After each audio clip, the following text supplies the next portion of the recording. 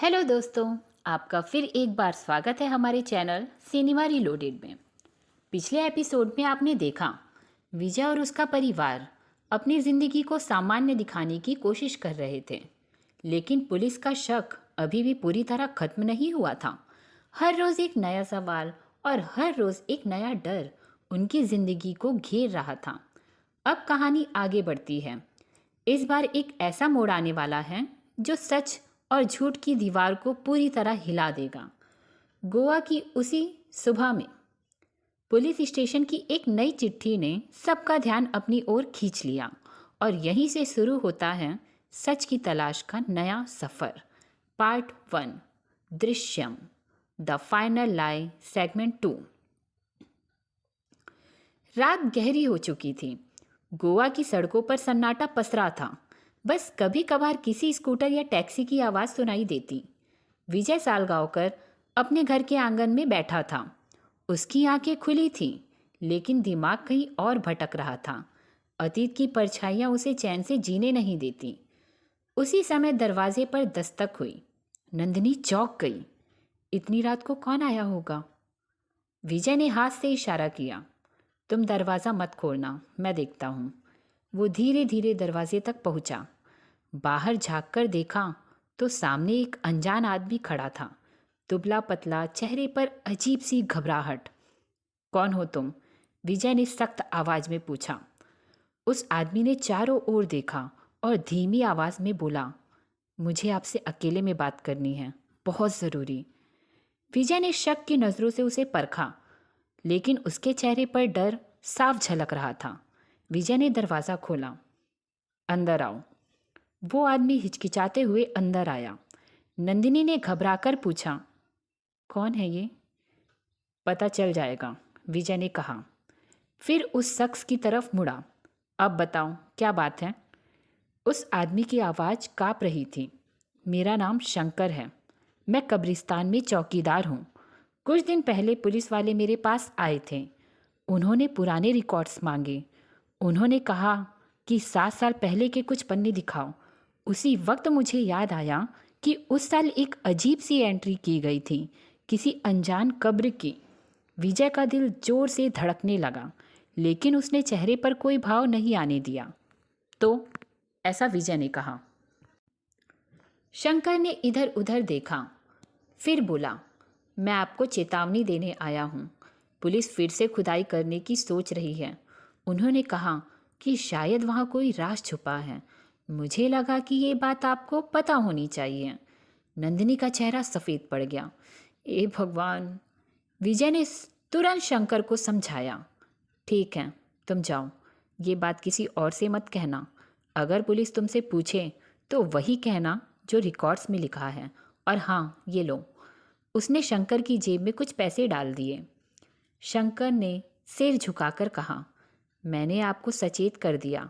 अब मेरी जिम्मेदारी यहाँ से खत्म। और वो दरवाजे से बाहर चला गया। जैसे ही वो गया, नंदिनी विजय पर टूट पड़ी। अब क्या होगा विजय? अगर सच सामने आ गया तो हमारी जिंदगी पूरी तरह बर्बाद हो जाएगी। विजय ने गहरी सांस ली। घबराओ मत, मैंने पहले ही सब सोच रखा है, लेकिन अब हमें और सतर्क रहना होगा। उधर डीएसपी करण मल्होत्रा मीरा देसाई के साथ बैठा था। दोनों के सामने नक्शा फैला हुआ था। मैम, करण ने उंगली से नक्शे पर इशारा किया। ये वही कब्रिस्तान है जहां 7 साल पहले एक अजीब एंट्री दर्ज हुई थी, लेकिन किसी ने उस पर ध्यान नहीं दिया। मुझे पूरा यकीन है यही वो जगह है जहां हमें विजय का राज मिलेगा। मीरा की आंखें चमक उठी। करण, तुम्हें पता भी है इसका मतलब क्या है? अगर सचमुच वहां कुछ मिला तो विजय सालगांवकर का बनाया हुआ पूरा झूठ का साम्राज्य ढह जाएगा। करण ने दृढ़ता से कहा, और यही हमारा मकसद है। मीरा कुर्सी से उठी और खिड़की के बाहर अंधेरे में देखती रही। 7 साल से मैं उस रात की हर आवाज़, हर लम्हा याद करती आई हूँ। मेरे बेटे की चीखें अब भी कानों में गूंजती हैं। विजय ने सोचा कि वो हमेशा बच जाएगा, लेकिन इस बार नहीं। इस बार हम उसे बेनकाब करके रहेंगे। अगली सुबह विजय ने अपनी बेटियों को स्कूल भेजने के बजाय घर पर रोक लिया। अंजू ने हैरानी से पूछा, पापा आज क्यों छुट्टी? विजय ने मुस्कुराकर कहा, कभी कभी पढ़ाई से ज़्यादा ज़रूरी होता है परिवार के साथ रहना। आज तुम सब मेरे साथ रहोगे। लेकिन अंजू समझ गई कि पापा के चेहरे पर कोई और कहानी लिखी है। उसने चुपचाप माँ का हाथ पकड़ लिया। विजय घर के आंगन में बैठा सोचता रहा। उसके दिमाग में सिर्फ एक सवाल घूम रहा था, अगर पुलिस सचमुच कब्रिस्तान पहुंच गई तो? शाम को विजय अपने पुराने दोस्त जोसेफ से मिलने गया। जोसेफ वही था जिसने कभी उसे फिल्मों का शौक पूरा करने में मदद की थी। अब वो एक छोटे से बार का मालिक बन चुका था। जोसेफ, मुझे तुम्हारी मदद चाहिए, विजय ने सीधे कहा। जोसेफ ने आश्चर्य से पूछा, क्या हुआ? तुम्हें तो मदद मांगने की आदत नहीं है। विजय ने लंबी चुप्पी के बाद कहा, पुलिस फिर से मेरे पीछे है और इस बार शायद मामला गंभीर हो सकता है। मुझे तुम्हारी नज़र और तुम्हारा भरोसा चाहिए। जोसेफ ने विजय की आंखों में देखा। तुम्हें पता है विजय, लोग तुम्हें चालाक कहते हैं, लेकिन मैं जानता हूँ कि तुम सिर्फ अपने परिवार के लिए लड़ते हो। बताओ मुझे क्या करना है?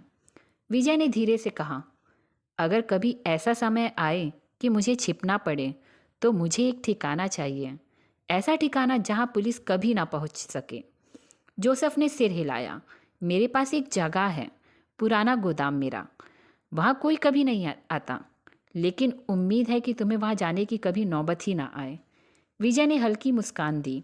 उम्मीद पर ही तो दुनिया टिकी है दोस्त। उधर करण और मीरा ने कब्रिस्तान का दौरा किया।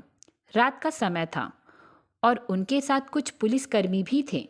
हाथों में टॉर्च, चारों ओर अंधेरे और कब्रों की लंबी कतारें थीं। करण ने रजिस्टर में दर्ज नंबर के अनुसार एक पुरानी कब्र की ओर इशारा किया। यही है मैम। मीरा ने गहरी सांस ली। शुरू करो खुदाई। पुलिसकर्मी फावड़े लेकर मिट्टी खोदने लगे।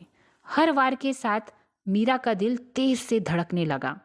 अचानक फावड़ा किसी सख्त चीज से टकराया। सबका दिल थम गया। करण ने टॉर्च की रोशनी वहां डाली। मिट्टी हटाते ही एक लकड़ी का टुकड़ा दिखाई दिया, जैसे किसी डिब्बे का हिस्सा हो। मीरा ने कांपते हुए कहा, खोलो इसे। पुलिसकर्मियों ने मिट्टी हटाई और वो लकड़ी का बॉक्स बाहर निकाला। सबकी सांसें अटक गई। करण ने बॉक्स खोला। अंदर से कुछ पुराने कपड़े, एक टूटा मोबाइल और खून से सना कपड़ा निकला। मीरा की आंखों में आंसू बहने लगे। ये मेरे बेटे का है। करण ने तुरंत बॉक्स को सील करने का आदेश दिया। मैम, अब हमारे पास सबूत हैं। विजय सालगांवकर का खेल पूरी तरह खत्म। उस रात विजय के घर पर अजीब सन्नाटा था। अंजू सो नहीं पा रही थी। नंदिनी खिड़की से बाहर देख रही थी।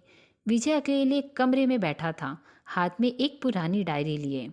उसने डायरी खोली और लिखा, झूठ को सच बनाना आसान नहीं, लेकिन सच को छुपाना और भी मुश्किल है। मुझे पता है तूफान अब पास आ चुका है। सवाल ये है कि क्या मैं अपने परिवार को एक बार फिर से बचा पाऊंगा? उसकी उंगलियां कांप रही थीं। अचानक दरवाजे पर जोरदार दस्तक हुई। नंदिनी चीख पड़ी, कौन है? बाहर से पुलिस की आवाज आई, विजय सालगांवकर, दरवाज़ा खोलो, हमारे पास वारंट है। विजय ने आंखें बंद कर ली। खेल अब सचमुच अगले पड़ाव पर पहुंच चुका था। तो दोस्तों, अभी तक आपने जो सुना वो है दृश्यम 3 के पहले पार्ट का दूसरा अध्याय। अगर आपको ये कहानी पसंद आई हो तो अगले अध्याय में क्या होगा ये जानने के लिए हमारे चैनल सिनेमा रिलोडेड में बने रहें। चैनल को लाइक करें, सब्सक्राइब करें और कमेंट में टाइप करें नेक्स्ट पार्ट। Thank you. मिलते हैं अगले वीडियो में।